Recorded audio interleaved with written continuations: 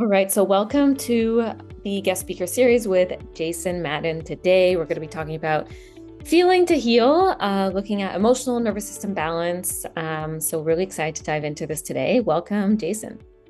Yes, thanks, Laurence, and thanks for inviting me. I know this is typically a woman's only event, so I feel privileged to be, invited. And yeah, I mean, I guess that's just a place to start too. Is just you know, um, I'll maybe share a little bit of how I got into this work, and also one of the reasons that I'm here is that most of the clients that I work with are women. So although I don't have the perspective of living through this as a woman, I've learned a lot about the healing journey for women through my one-on-one work, and it's been yeah. So just want to share some of those insights.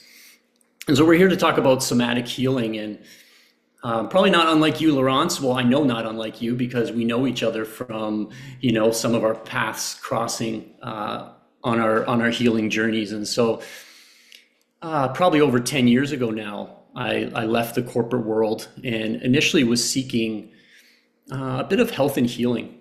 And that started with going to holistic nutrition school and learning a little bit more about how I can heal the physical body through nutrition and lifestyle.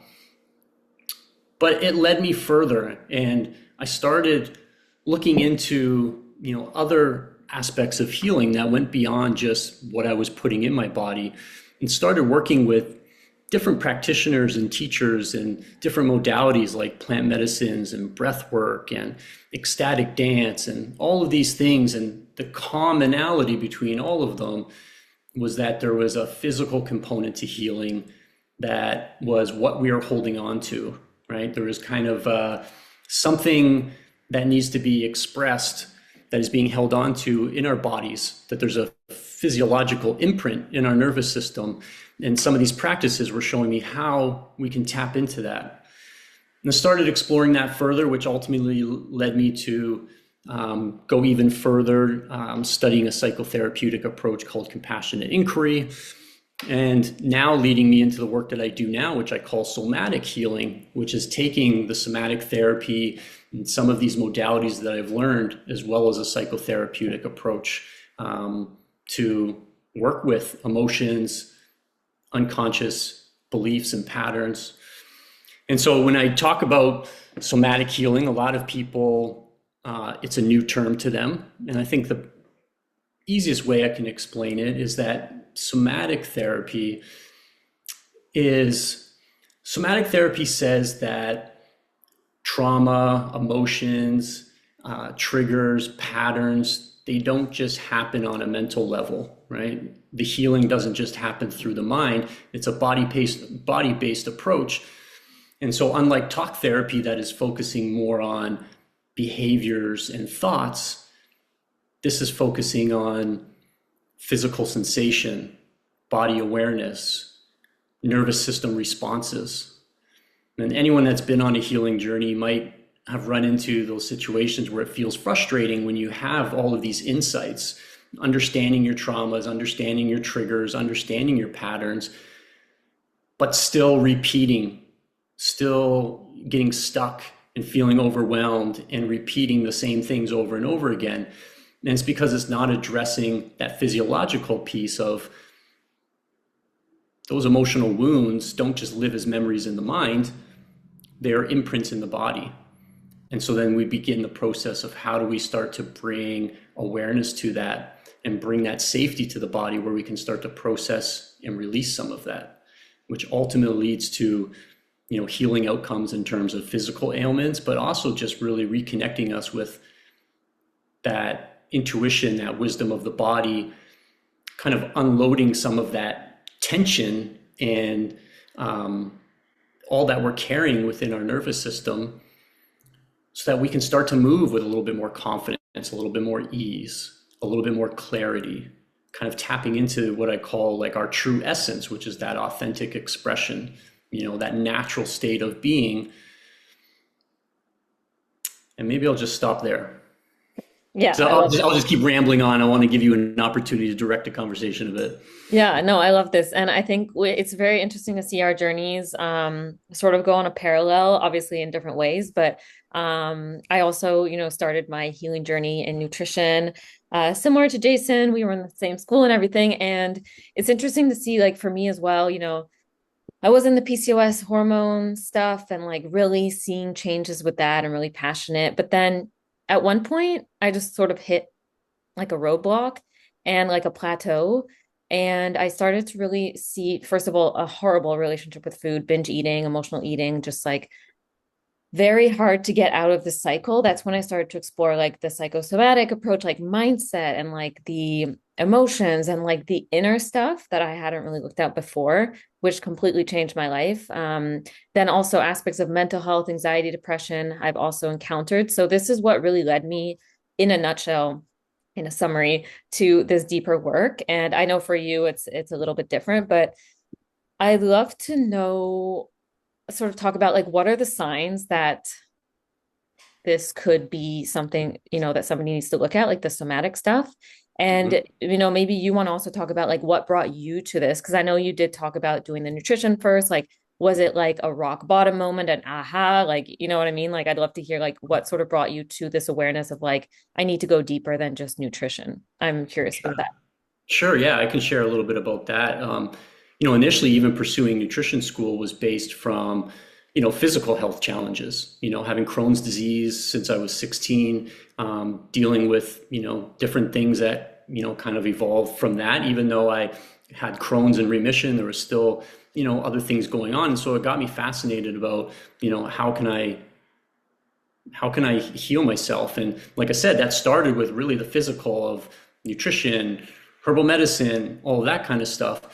But then starting to realize that there was something deeper. And it really honestly came from a curiosity at first. And like I said, it's exploring some of these other modalities in that exploration of, whether it was breath work or ecstatic dance or art therapy or somatic stuff, and starting to just have these experiences where I was aware of, wow, there's all this stuff that's being held in the body, not fully understanding it. Then fast forward a little bit, some of that started turning into having anxiety and panic attacks. And that was something that I hadn't struggled with before, and started really then wanting to figure that out. And really it was, um, I guess if we just think of, kind of like that bucket that's filling up, I just been holding on to all of this stuff for years, and it started to overflow and it started to show up as anxiety. It started to show up as panic and not understanding why it was happening. And then seeking help from people that could help me kind of navigate that. A lot of that was literally the nervous system being so overwhelmed that it was just bringing stuff to the surface to be felt. And in my resistance and control, it was showing up as anxiety, right? Like literally, like on a roller coaster, just trying to like hang on. Like I don't want to, let whatever this is, like that not really wanting to surrender and let go of control. And so that led me to really that deeper somatic work of, what is the body holding on to? How, what is it that is, wanting to be felt? And there's two, and there's suppressed emotion and there's repressed emotion, right? And like the suppressed emotion is the stuff that maybe we know, like we know we're feeling a little bit sad, or we know that we're feeling something and we just don't want to deal with it. And so we kind of consciously push it away and go, I don't want to feel that. I'm going to go out and do something to distract myself, or I'm going to, throw on Netflix, or I'm going to do whatever. And then there's the repressed stuff, which is subconscious and often a protection mechanism from a long time ago. So we might not even be aware that it's there. But because we're not aware doesn't mean that it isn't taking up space and taking up a lot of energy in the body. And you think of, how much work the nervous system needs to do to kind of keep that stuff at bay, to make sure that we don't feel it if it's trying to protect us from feeling it. That sucks up a lot of energy. And so then that starts to show up as, chronic fatigue that starts to show. I mentioned it earlier, like people feeling, that stuck, overwhelmed, kind of repeating same patterns. Maybe just not, maybe, not having energy to pursue the things they want to pursue. And then it can get into, one of my teachers, Gabor Mate, talks a lot about the fact that, what we suppress, the emotions that we suppress, our body is going to express. And so then that's when we start to see hormonal imbalances, autoimmune conditions, digestive issues, all of these, chronic pain, all of these things that are often, tied to an emotional component, especially if you've gone down the road of, okay, I'm looking at diet, I've, adjusted nutrition, I'm taking the supplements, I'm doing the things, and I'm still struggling. That's probably a good clue that there's another component. And so, yeah, we might clear out physical toxins or remove certain things from our environment that lessens the load on our nervous system. But like I said, the nervous system is still overwhelmed with this emotional material that it can just send us to keep repeating certain health patterns, certain mental patterns, etc. Yeah, I love that. And I mean, we're gonna go in so many different ways, but what comes up for me, and I know we did sort of chat about this, is oftentimes there's a stage of just like avoidance, like, I don't want to feel these emotions and it's too much. And obviously, we do recommend, and we're going to talk about this, like working with someone to help you with that. Because obviously the conscious awareness, like maybe we have practices and we can, you know, address different emotions, process emotions, have a good cry, whatever. But then there's also the repressed of like somebody guiding you through that can be so helpful. But I'd love to sort of hear your take on why. So oftentimes we can just be like, there's this fear that I often hear about, people sort of feeling like they don't really want to get into this because it's going to be so intense at first, or like this sort of feeling that you just can't get out of the emotion once you're in it. Like I'm going to get stuck in it. And that's obviously terrifying. Like we don't want to get stuck in an emotion. So I'd love to hear your take on that, because I think that is a fear that comes up for a lot of people. And I'm not sure if you've also encountered that.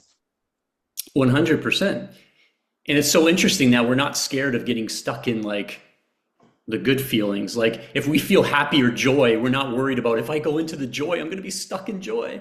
But for some reason we have this relationship with whether it's sadness or grief or, whatever the emotion might be, that if I experience that somehow I will get stuck in it. And there's a lot of things, and it might go beyond this conversation today, but just to touch on it a little bit is, a lot of these things are imprinted on us at such a young age that oftentimes if there wasn't somebody to help us navigate and process these big emotions, right? We can't, our nervous systems literally as children cannot handle such big things without that co-regulation of a healthy nervous system. If we didn't have that in terms of like parental guidance of working with emotions and things like that, then the body naturally goes into these protective states because the emotion is so overwhelming that as a child, it would literally feel like I could die. And so those get repressed. Later, those start to emerge. We start to experience them with that same intensity as that 5 or 6 year old, right? And this is why it is helpful to work with somebody that can help you through that, because the reality is it's that fear, but it's not true. Like obviously we know that feeling something is not going to annihilate us, but there is that kind of early imprint of it just feeling so overwhelming. And if I go into this, what if it never ends? I don't know how more, it's easy to say, but the truth is that, no emotion is permanent, right? And so it's actually the more that we try to control it, the more that we push it away, that is really the ultimate suffering. Because going into the emotion, experiencing it as uncomfortable as it might be, like I said, there's a lot more energy and there's a lot more pain and there's a lot more suffering happening in the avoidance of it. And sometimes the avoidance of it is literally leading to consequences in our life that just kind of are piling on, the suffering, whether that's consequences in relationships, in career, in work, in our health, right? And so Yeah, what else do I want to say about that? Um, yeah, I guess that's really all I can say is that I understand the fear, and I think it's understanding that the reason that there is that fear there is just that at some point it did feel overwhelming, and that sometimes it might be experienced as that young child, but that knowing that you are not that young child anymore, right? And so, Yeah. yeah, and just changing that relationship of, you know, good versus bad, and just understanding that it's an experience, and that if I experience anger, it doesn't mean that I'm an angry person. If I experience, in my case, when I was struggling with anxiety, it's very easy to go into that, you know, I have a disorder, I'm an anxious person, and really like identify with that, versus it's an experience. But the more I try and kind of control that experience, the longer it goes on. Yeah, and I love that you segmented into this because this is what I really want to talk about next in terms of like shifting from being defined by our emotions, like you talked about. Like, I'm an anxious person, I'm anxious, I'm depressed, all these things. A lot of these things can be tied to diagnoses. And this is where in my journey, I started to sort of separate myself from diagnosis. I also kind of got caught up in with my own personal stuff, like the PCOS diagnosis. It kind of defined me. And that's where I went down a not so great route of like the emotional eating, binge eating, terrible relationship with food, etc. So that's where I started to realize like diagnosis obviously can be very helpful, but there can also be this over identification with them, which can be very detrimental that I've seen. And it's almost like we identify ourselves as this person. This is just who I am. And that's where it's like, that's where the fear of you can get stuck in it because it's who you are versus having that separation of this is a feeling that I'm experiencing. And I think obviously this is the work that you do, but the work that I also do in my practice is really helping to, emotionally regulate. And one of the key things that lots of women have told me is it changed my life when I started to shift from what we just talked about, identifying with the emotion, to identifying a sensation that's in the body. And I'd love for you to talk on that piece. Hmm. Yeah, well, the first thing that just came to mind is, um, I think sometimes, especially when we are focused on our healing, we want to put titles and explanations to everything. And sometimes in the work that I do with clients, an emotion might come up, and with that emotion, there might be a memory or there might be a belief, and we can explore that. But sometimes it's just an emotion, and we don't always need to have a reason for it. And that's the thing, is that we're always trying to explain and identify everything. And what I love about practices like breath work or ecstatic dance, or some of these other practices that kind of get you into the body, is that tears could happen, laughing could happen, like all kinds of things can happen. You don't need to know why, and it's really not important why. It's just that it's something that was in there, and now you're able to process it and let it go. And you're right. I think, you know, conditions like PCOS, for me, it was Crohn's. Yeah, there's this over identification of like it's something, like it's a being, almost like it's a thing that has attached to me, versus understanding it's a process, right? Like it's not something that's happened to me. Like I don't have this thing that's like, it's a process. And then we get to explore, why is that process happening, right? What is the nutritional component? What is the emotional component? And start to explore that. And yeah, I mentioned anxiety. I mean, that's a common one that I see with people, having gone through it myself. I mean, how many people are diagnosed with like general anxiety disorder, and then they're walking through life with this disorder, right? Like this thing that is like, and it's very, it's not very empowering, because it's like this thing has happened to me, versus understanding there's a process and being curious of what is this process, and being curious of, what is it maybe trying to teach me? you know? And I won't go as far as saying these things are a gift because obviously I wouldn't want to like gift it to somebody else.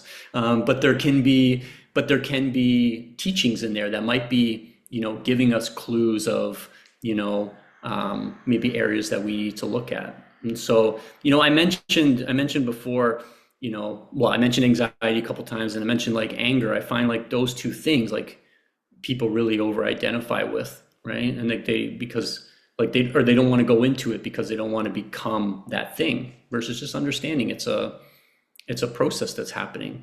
And I think the greatest thing we can do is to bring curiosity and compassion and, you know, start to inquire basically rather than um, fearing or labeling. Yeah, I think that's super healing to bring curiosity to something because, yeah, there's definitely a lot of judgment. And I think there's often, like you talked about,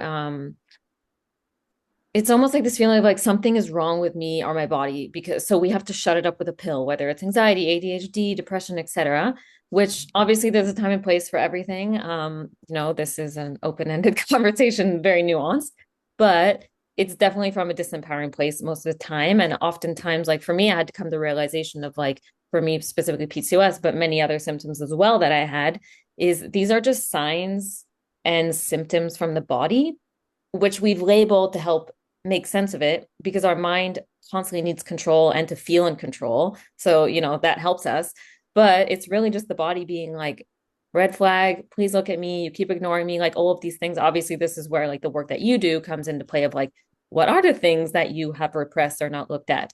So that's where I really think like the empowerment piece comes back, where we can start to take healing into our own hands versus like, I have this diagnosis, it runs in the family, nothing I can do about it. Like we're definitely shifting that narrative, which is great. We definitely have a long way to go, but the Mm. conversation is happening and everything.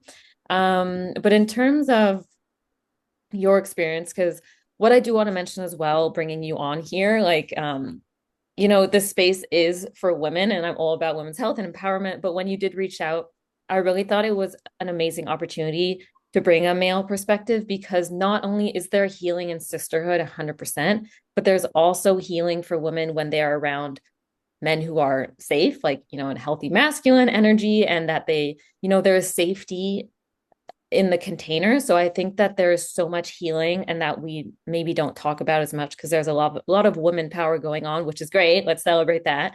But the healing that can happen when we are among regulated men is also just like something that all women need across the planet. So that's why I was super excited to bring you on.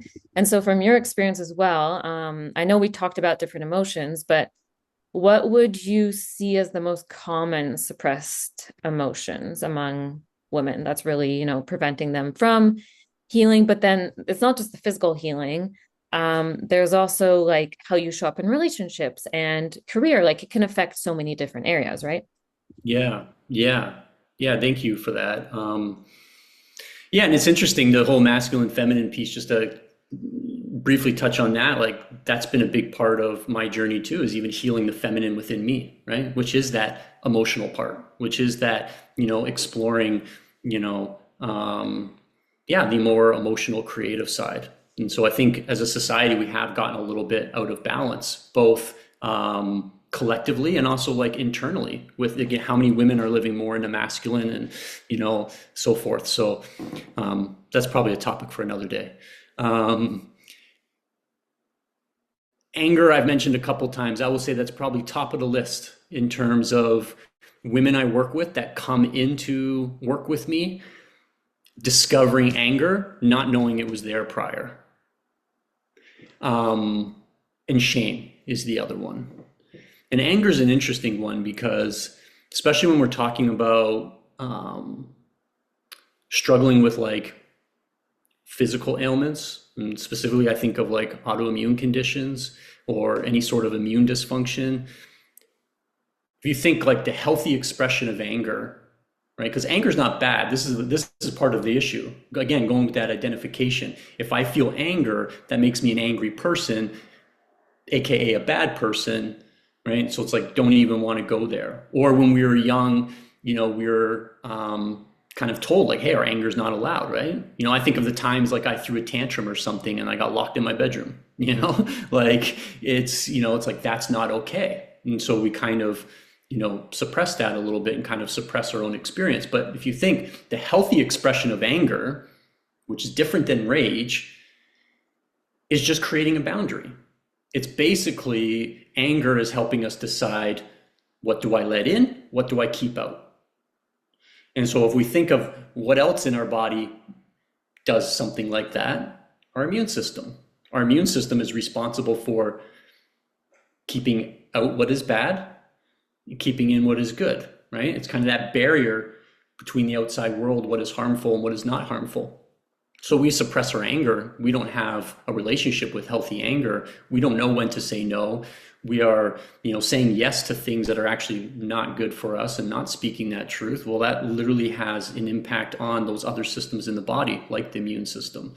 And so you start to see things like autoimmune conditions and all of the hormonal dysfunction and imbalances.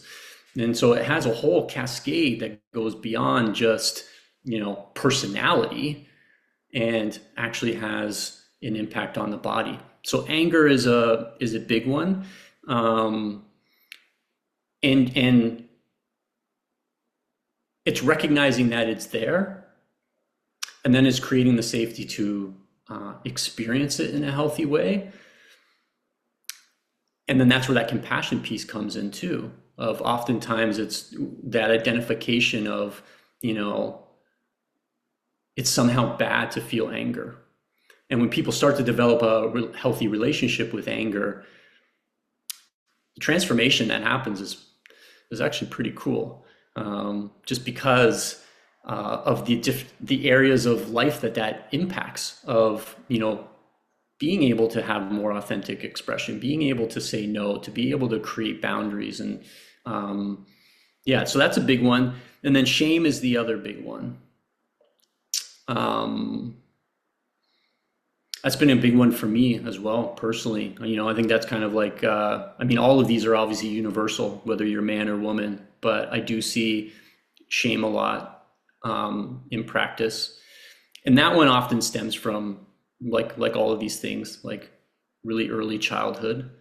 And often it can just start with disconnection from a parent, right? And so it can be as strong as something like abuse, but it doesn't have to be. It could also be, just growing up in an environment where, let's say, there's a lot of stress in the household. Maybe there's divorce, or there's parents arguing, or there's financial stress, but there's just a lot of stress in the environment that creates a disconnection from parent and child, where the child is experiencing all of this stress and they're maybe not being seen or heard in all of that.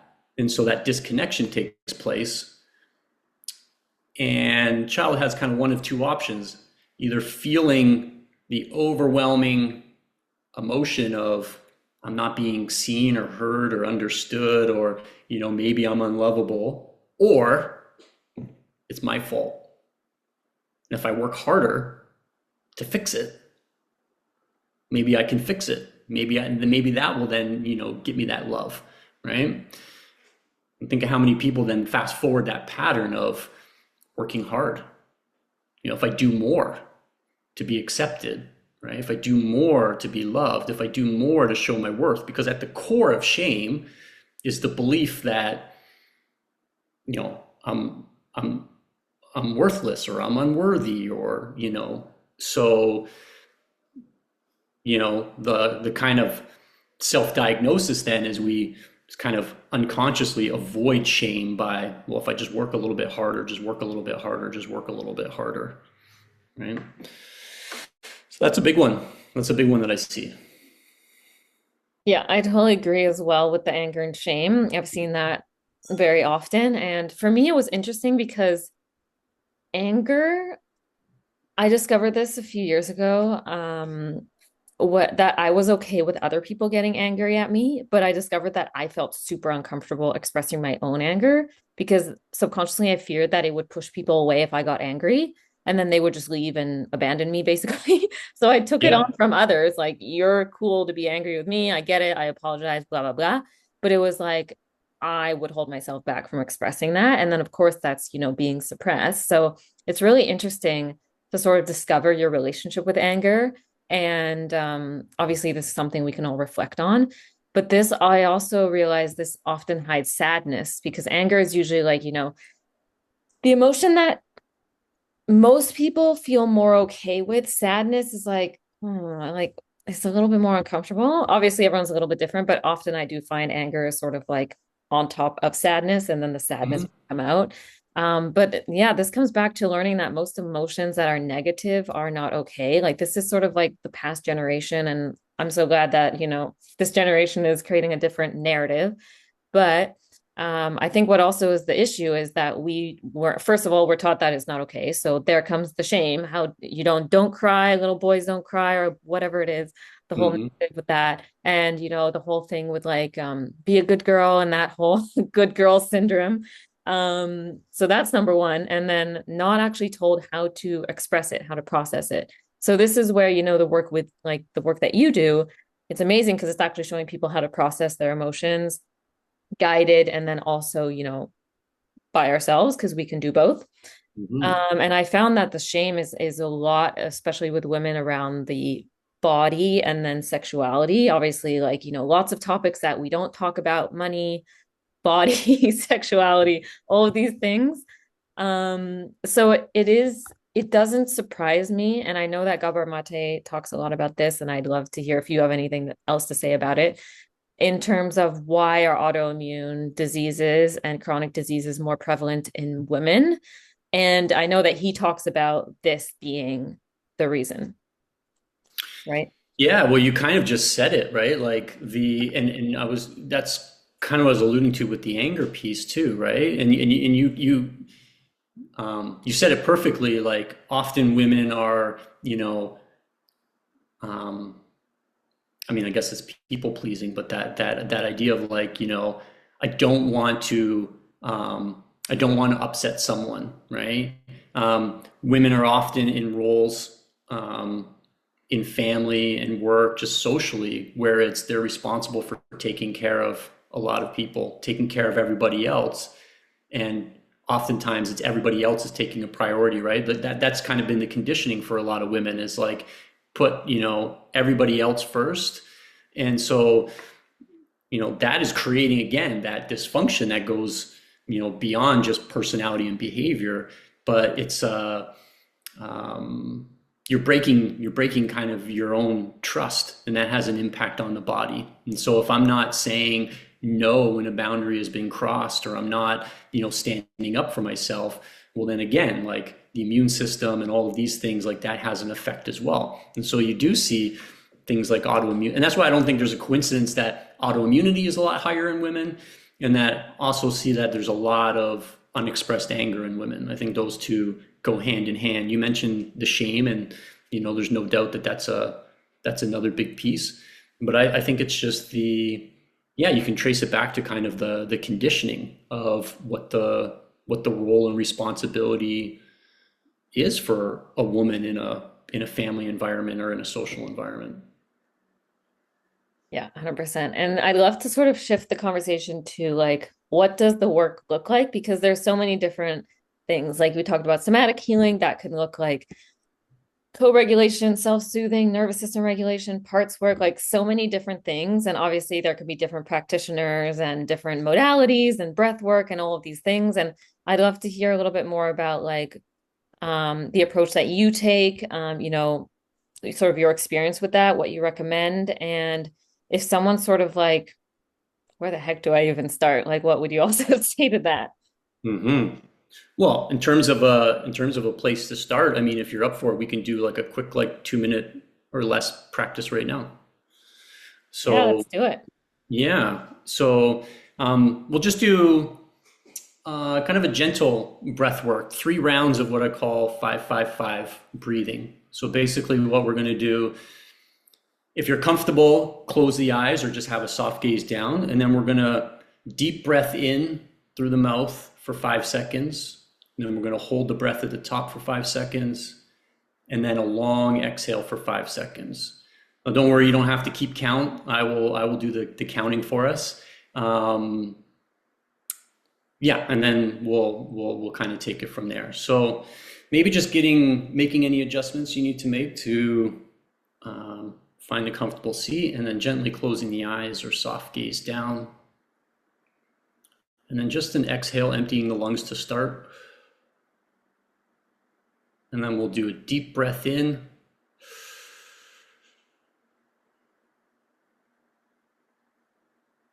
And holding the breath.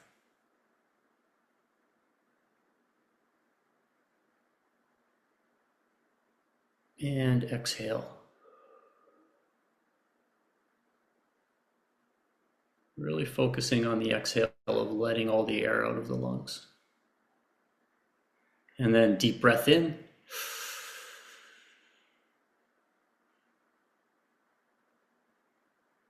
Holding at the top.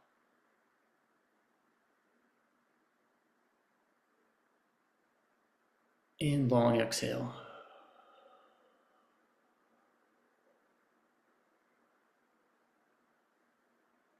And we'll do one more round. Deep breath in.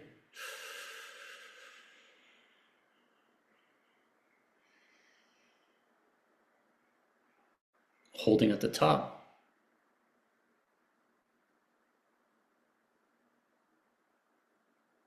And letting everything go.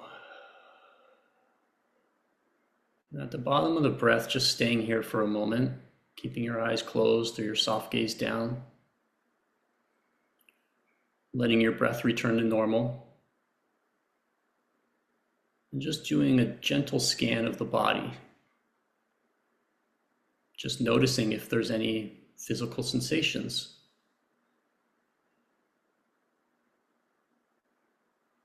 Any shifts you're experiencing. I'm not trying to understand it or change it, but just noticing how you feel. Maybe noticing if there's a sensation that is stronger than all of the others. Maybe it's even pleasurable. And just giving some attention to it.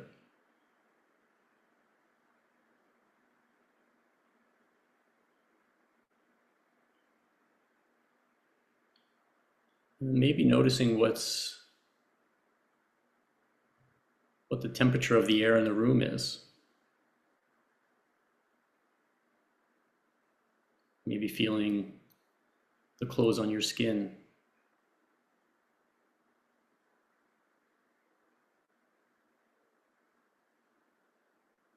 Feeling your feet on the ground and that support underneath.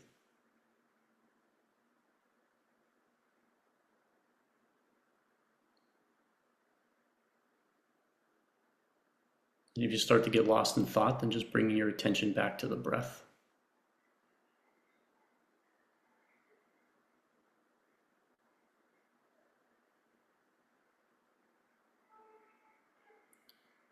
And then just taking a moment to acknowledge your experience and then blinking your eyes open.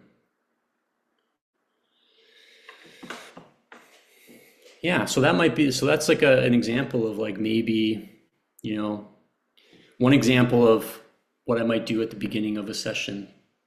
Something that you can do at any point during the day, if it's even just taking that 2 minutes to just kind of check in with yourself, right? Where it doesn't have to be just sitting in silence. A lot of people I talk to, they struggle with, the recommendation of meditation, especially if they haven't spent a lot of time alone with their thoughts. It can be overwhelming. And so it doesn't have to be jumping right into the deep end, but doing something like that of just checking in with the breath, doing a bit of a scan of the body, and just noticing, not even jumping into feelings and emotions, but just, I'm noticing that like I feel a little bit cold, or I notice that, I don't know, feel a little something in my throat, or whatever it is, and just starting to bring awareness to the body as kind of a starting point.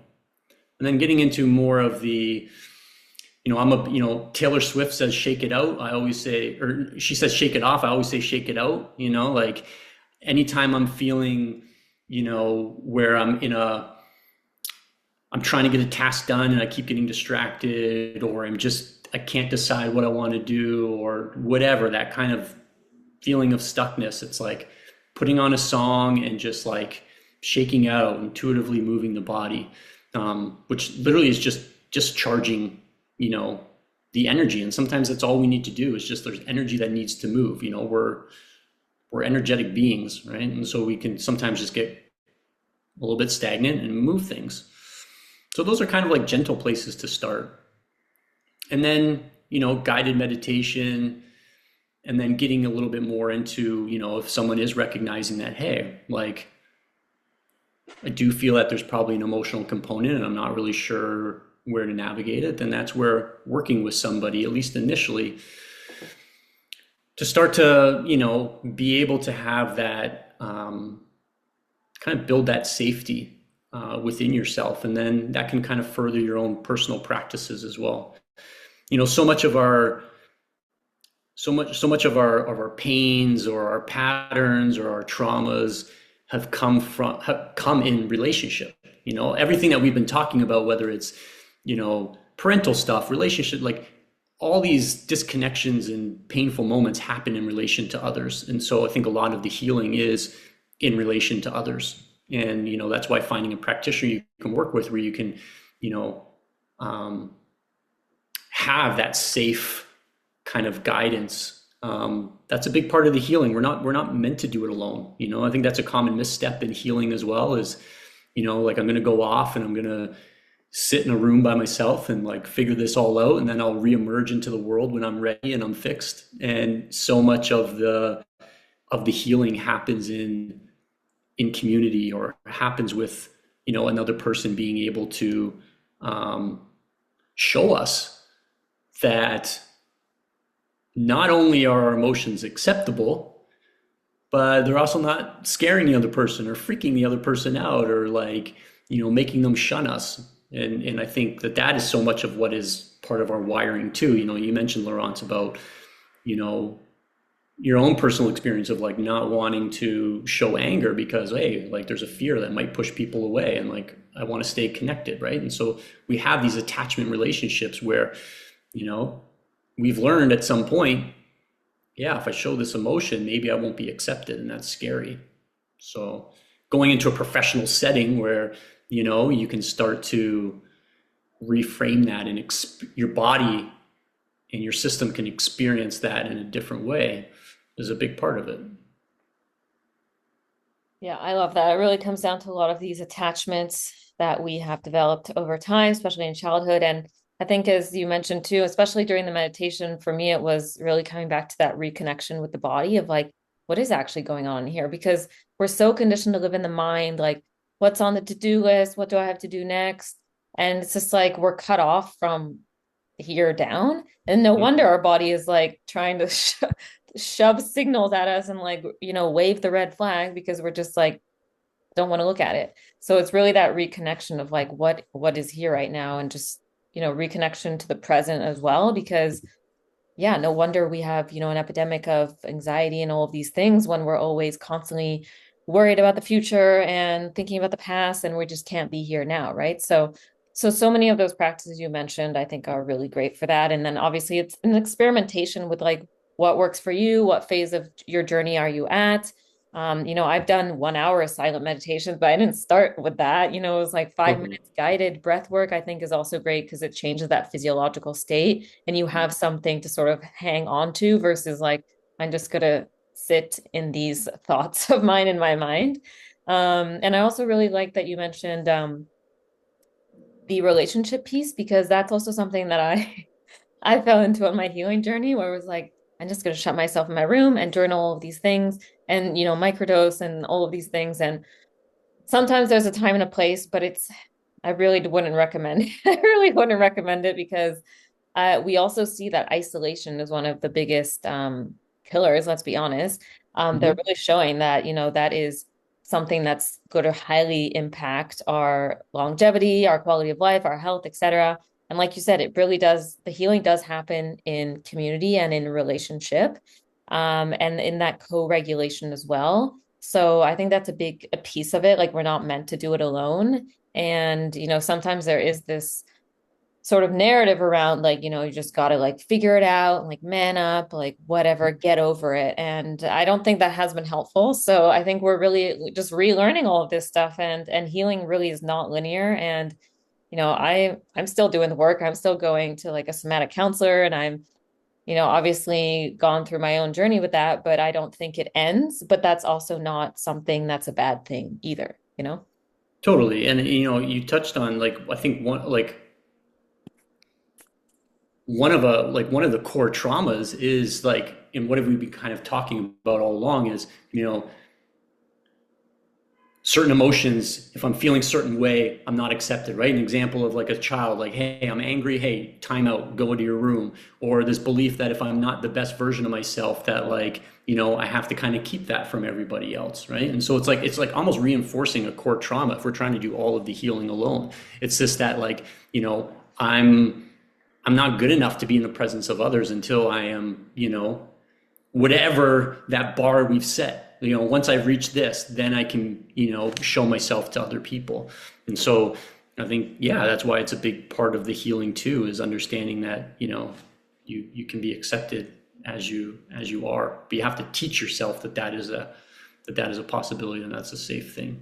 So. Yep, and that's a process, and it Mhm. takes time, but things can happen quickly as well when it comes to like, the energetic work and the somatic work as well. Like even when I do a session with my somatic counselor, or I process something by myself, or like, have something that comes to the surface that was subconscious, like I will see literally the next week, like I broke a pattern here. I showed up differently here. I showed up differently to this relationship. Like things can also happen quickly, but it's also like the pressure the pressure just makes things more stuck. Like it's really coming with that curiosity acceptance piece. So Yeah, that's and pressure is a good word too of everything we've been talking about is like in terms of like pressure, like the energy pressure of like we're holding on to all of this stuff, and then it's like this valve that's ready to just like burst from all the pressure. And so it's like if we can just kind of start to gently and slowly release some of that pressure, kind of let some stuff out, that has such a ripple effect in all the areas of our life, because we're not trying to, like, again, spend all of this mental, emotional, and body energy trying to control our experience. Yeah, I love that. Well, I think we could keep going on for hours, but I love Yeah. if anybody wants to unmute or put in the chat if you have any questions for Jason or both of us, please do so. Feel free to let us know if you have any questions at all. And in the meantime, while we wait for possible questions, if you want to let us know like what you're doing, how we can find you, how we can, look into the work that you're doing, whether, you host certain events or you have programs or whatever, yeah, please let us know. Yeah, I guess the best place to start the connection is Instagram. So my handle's at certified human, and there you can find links to my website where I talk a little bit more about somatic healing, the different offerings. So I do one-off sessions with people, right? Sometimes if um, maybe someone just wants to explore a specific issue that's currently happening in their life and just looking for some clarity, or maybe just have an awareness that, hey, like there's something beneath the surface. Like I know there's something else going on, and just want to explore what that might be. And then that might inform them of, deeper healing that needs to take place. Or sometimes it can be like, we just get an insight in one session that's enough for them to carry forward. And then if not, like I do have kind of longer, um, uh, you know, 2 month kind of somatic journeys, where we can really start to unravel some of those patterns and unconscious beliefs. And, a lot of the work I do is the focus of, um, people wanting to step up and live their authentic, true selves, right? And to, um, yeah, step in, because all of us have this awareness on some level of what it would feel like, you know, to live our life if we weren't held back by certain things. And these certain things meaning, the stuff inside of us. And so even if we might not have a full understanding of what those things are, most people I talk to, there's an understanding of like, whether it's I want to step more fully into my business and grow my business, but I'm feeling, kind of stuck, or I'm feeling, I get stuck in patterns of procrastination, or, doubting myself, or whatever it is, or in relationships, I'm repeating the same patterns, and, I'm really looking for, a loving relationship, but I'm, keep falling into these same patterns over and over again. So, people have that kind of general understanding, and, really, how do you kind of step into that? And that's this work is, starting to gently peel back the layers and starting to let some of this stuff go, and also just get a better understanding of, what your truth is, so that you can show up with, more clarity. I think that's a big piece, is just the clarity of, we spend so much of our time in survival mode, right? And it goes back to what I was saying about this idea of, there's all this stuff that we're holding on to that just kind of keeps us in these, what can be boiled down to like a survival mode. And how do we start to shift from that survival mode to, that more true essence, which is more of like that place of, where there's moments of restoration and clarity, and not having to use force, but things just coming with a little bit more ease. That's kind of what we're moving towards when we're talking about all of this work, right? I love that. And I think this is some of the most powerful work that you can do, because it not only changes the trajectory of your life, your behaviors, your choices, your health, all of these things, but also like it literally changes generational patterns and what Mm-hmm. you pass down, which I think is so important. Like we all need to be doing this work. So thank you so much for coming on and sharing, and for doing the work that you Welcome. do. I think it's just, yeah, so transformational and so powerful. I don't see any questions. So if you do have any questions for either of us, you can always reach out.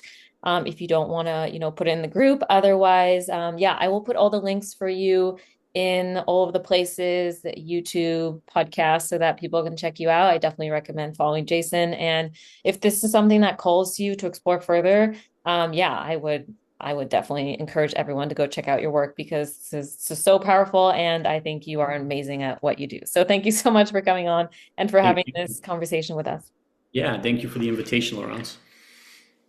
And thank you everyone who is here watching it now and who will be watching this later. And yeah, reach out to me, like Laurence said, sharing Instagram and other links.